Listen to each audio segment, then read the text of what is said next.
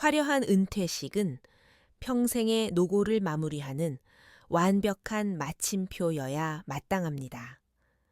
하지만 만약 당신을 위해 열린 그 축하 잔치에서 가장 아끼던 며느리가 웃으며 당신의 귓가에 이렇게 속삭인다면 어떨까요?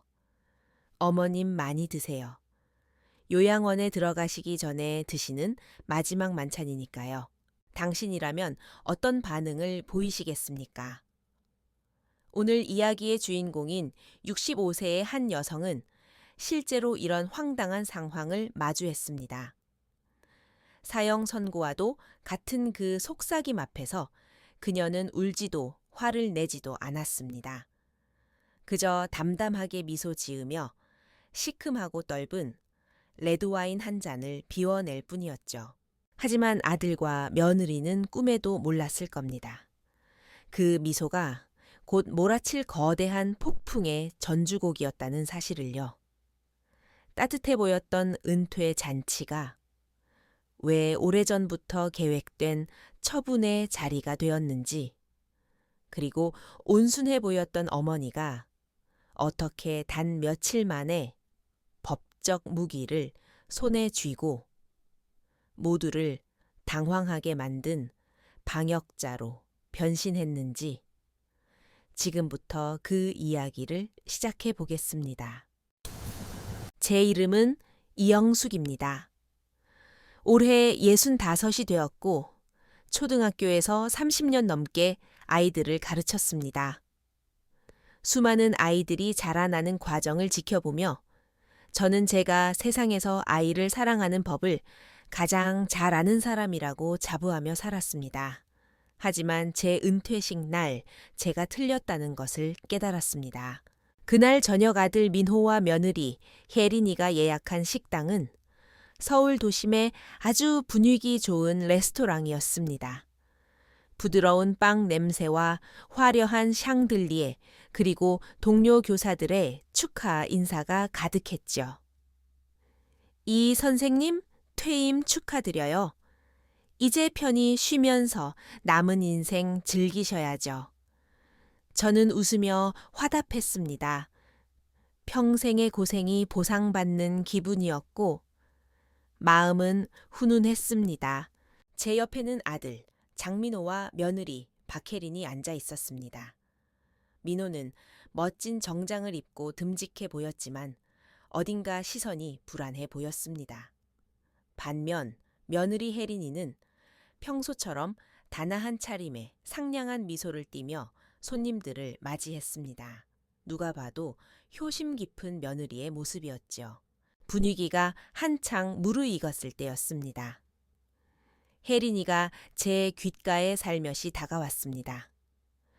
달콤한 향수 냄새와 함께 아주 낮고 부드러운 목소리로 속삭였죠. 마치 비밀스러운 효도 선물이라도 알려주려는 듯 말입니다. 어머님 많이 드세요. 요양원에 들어가시기 전 마지막 만찬이니까요. 부드러운 목소리였지만 마치 날카로운 얼음 송곳이 심장을 찌르는 것 같았습니다. 주변의 소음이 순식간에 사라지고 제 심장 소리만 무겁게 들려왔습니다. 혜린이를 쳐다보자. 그녀는 여전히 완벽한 미소를 짓고 있었지만 그 눈빛 속에는 생전 처음 보는 냉소적인 승리감이 서려 있었습니다.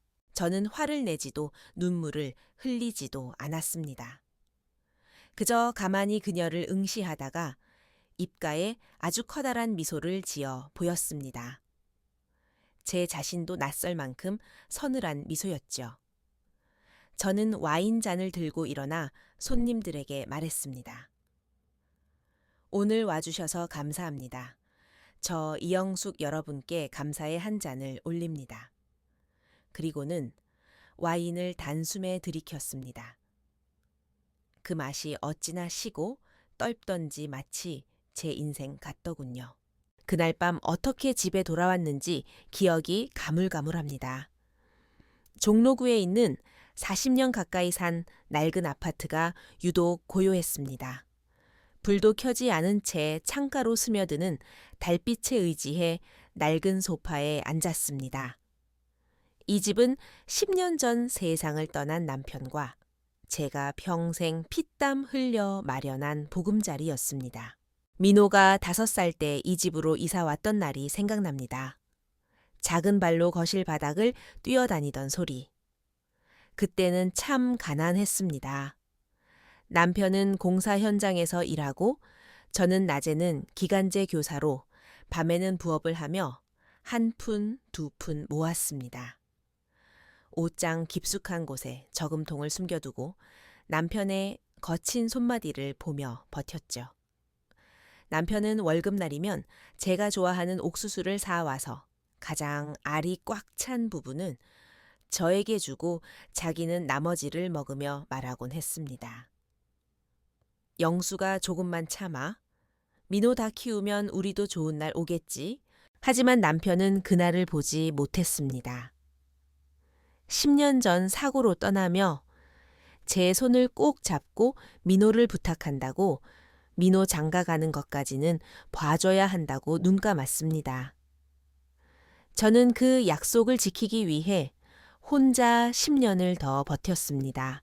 민호가 대학을 졸업하고 안정된 직장을 잡았을 때, 그리고 혜린이를 만났을 때 저는 남편에게 할 도리를 다했다고 생각했습니다. 둘은 서초구에 새 아파트를 사고 싶어 했습니다. 서울 집값이 워낙 비싸니 민호는 대출금 걱정에 밤잠을 설쳤죠. 그 모습을 보니 마음이 아파서 저는 평생 모은 쌈짓돈과 퇴직금 일부를 내주었습니다. 가져가라. 너희만 잘 살면 엄마는 바랄 게 없다. 민호는 제 품에 안겨 아이처럼 울며 고맙다고 했습니다. 아파트를 등기할 때 혜린이가 제 이름도 공동 명의로 올리자고 먼저 제안했습니다. 어머님, 그래야 우리가 한 가족이라는 느낌도 들고 어머님도 안심하시죠. 그 말에 감동한 저는 제 모든 것을 내어주었습니다. 처음 몇 년은 정말 행복했습니다. 주말마다 민호와 혜린이가 찾아와 맛있는 것을 먹고 웃음꽃을 피웠죠. 하지만 어느 순간부터 공기가 변하기 시작했습니다. 며느리의 선물은 점점 비싼 명품으로 바뀌었고 민호가 저를 찾는 횟수는 줄어들었습니다. 전화를 해도 첫마디는 늘 어머니, 요즘 형편 좀 괜찮으세요? 였죠. 혜린이가 새로운 소파를 사고 싶어 한다거나 비싼 요가 수업을 듣고 싶어 한다는 이유로 돈을 부탁했습니다. 외아들이니 안쓰러운 마음에 저는 계속 지갑을 열었습니다. 결정적인 신호는 어느 날 저녁 식사 자리였습니다. 혜린이가 무심한 듯 말하더군요. 어머님, 이 넓은 집에 혼자 계시면 적적하지 않으세요. 집도 낡아서 엘리베이터도 없는데 계단 오르내리기도 힘드실 테고요. 민호도 거들었습니다. 맞아요, 엄마. 혜린이가 엄마 걱정을 많이 해요. 혜린이는 웃으며 덧붙였습니다. 이 집 위치가 좋아서 지금 팔면 꽤 비쌀 텐데 그 돈으로 최고급 실버타운에 들어가시면 어때요? 친구들도 많고 전담 간호사도 있대요. 젓가락을 내려놓았습니다. 심장이 차갑게 식어갔습니다. 민호가 한마디라도 반박해 주길 바랐지만 아들은 시선을 피하며 밥만 먹었습니다. 제가 40년을 산 집 남편과의 추억이 깃든 이 집이 그들에게는 그저 입지 좋은 부동산일 뿐이었던 겁니다. 그날 이후 저는 불면증에 시달렸고 제가 그저 필요할 때만 찾는 현금 인출기처럼 느껴졌습니다. 은퇴식 날밤 저는 거실에서 밤을 지새웠습니다. 며느리의 마지막 만찬 이라는 말이 머릿속에서 반복 재생되었습니다. 아, 저는 그저 늙은 소였던 겁니다.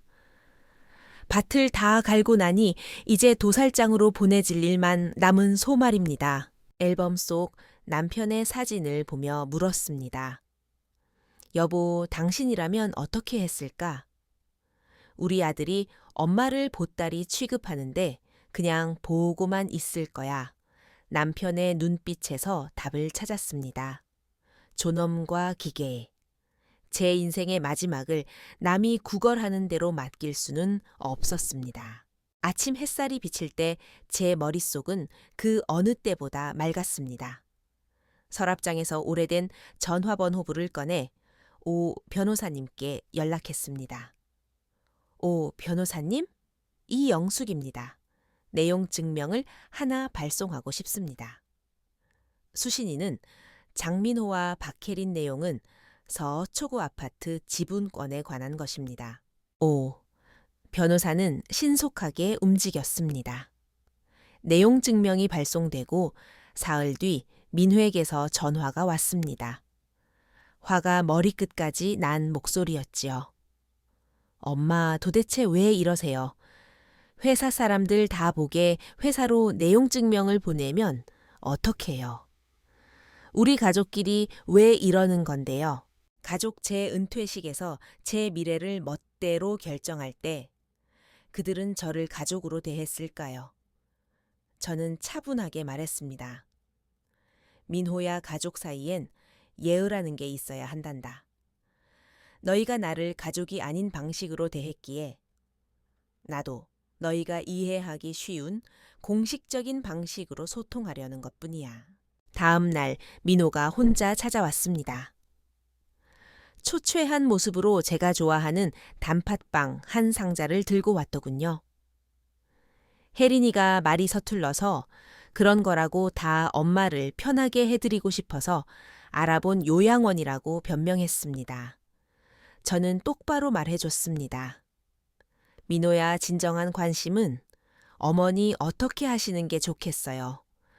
라고 묻는 것에서 시작한단다. 일방적인 통보는 관심이 아니라 처리야. 너희는 그저 짐스러운 존재를 처리하고 싶었던 것뿐이지. 저는 내용 증명을 취소하지 않았습니다. 그리고 며칠 뒤 주변 친척들에게서 전화가 오기 시작했습니다. 제가 은퇴하고 노망이 났는지 아들 재산을 탐낸다는 헛소문이 돌고 있더군요. 혜린이의 수작이었습니다. 다행히 제 오랜 친구인 정 여사가 전화를 주어 상황을 알려주었습니다. 영수가 며느리가 밖에서 네 험담을 얼마나 하고 다니는지 몰라. 너 정신 똑바로 차리고 증거를 모아야 해. 저는 서재에서 낡은 서류 가방을 꺼냈습니다. 지난 몇 년간의 통장 내역과 카드 고지서를 낱낱이 파헤쳤습니다. 그러다 충격적인 사실을 발견했습니다. 제 명의로 된 신용카드 가족카드가 있었는데 제가 잊고 있던 그 카드로 최근 2년간 백화점 명품관, 고급 식당 등에서 총 500만 원이 넘는 금액이 73차례에 걸쳐 결제되어 있었습니다. 모두 혜린이의 소비였죠. 더욱 기가 막힌 것은 1억 원의 대출이었습니다. 지난해 5월 민호가 제 스마트폰 보안을 업데이트해준다며 가져갔던 그 시기에 제 명의로 신용대출이 실행되었고 그 돈은 고스란히 혜린이의 개인 계좌로 이체되었습니다. 은퇴식의 모욕보다 더 깊은 배신감이 저를 덮쳤습니다. 이것은 가족의 문제가 아니라 범죄였습니다. 저는 다시 오 변호사에게 연락했습니다. 사적인 대화는 끝났습니다. 은행에서 공식적으로 대면하겠습니다. 은행 VIP 룸에서 만난 민호와 혜린이는 사색이 되어 있었습니다. 오 변호사가 증거 서류를 들이밀자 혜린이는 가족끼리 좀 쓴 게 무슨 대수냐며 나를 세웠지만 1억 원 대출건이 나오자 입을 다물지 못했습니다. 민호는 고개를 떨군 차에 떨리는 목소리로 고백했습니다.